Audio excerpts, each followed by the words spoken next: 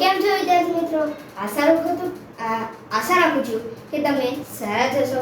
આજે આપણે ફરી આવી ગયા છીએ સ્વાધ્યાય 3.1 ધોરણ 7 ચેપ્ટર 3 માહિતીનું નિયમન.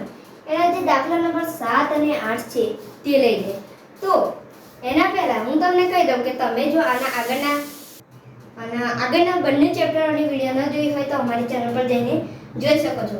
તો 7મા દાખલામાં કહ્યું છે સળંગ 6 વર્ષોમાં એક શાળાની વિદ્યાર્થીઓની સંખ્યા નીચે પ્રમાણે હતી. તો અહીંયા આપણને આપી છે સંખ્યા, એટલે કે વિદ્યાર્થીઓની સંખ્યા સળંગ 6 વર્ષમાં.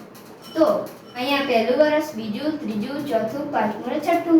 તો અહીંયા 6 વર્ષ છે અને એવું કહ્યું છે આ સમયગાળા દરમિયાન શાળાના વિદ્યાર્થીઓની સરાસરી શોધો.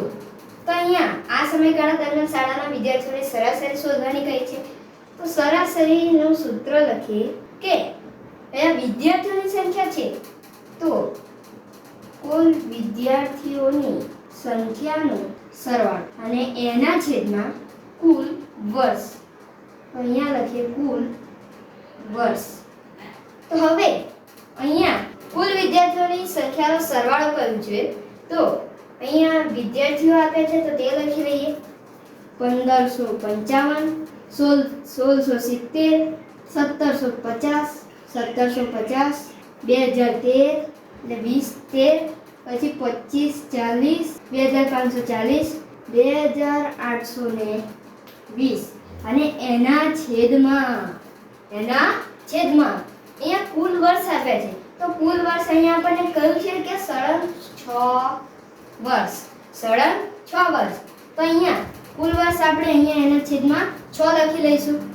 તો આ બધાનો સરવાળો અહીંયા આપણને મળી જશે 12348.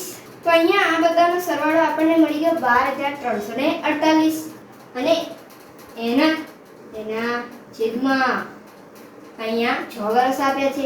તો આનો આપણે ભાગાકાર કરી લઈએ. ભાગાકાર આપણે અહીંયા કરી લઈએ 12348 ભાગ્યા 6. 6 દુ 12, 0 0 ઉપરથી ઉતારે 3, ભાગને ચાલે એને 0 ઉપરથી ઉતારે 4, 6 પંચા 30 અને 6 36 થઈ જાય. તો 6 પંચા 30. અહીંયા રહેશે 4, અહીંયા રહેશે 4 ઉપરથી ઉતાર્યા 8, 6 તો 6, 6 દુ 12, 6 3 18, 6 તો 24, 6 25 30, 6 7 42 અને 6 8 48. 6 8 તો કે 48. અહીંયા આપણને મળી ગયો 2058.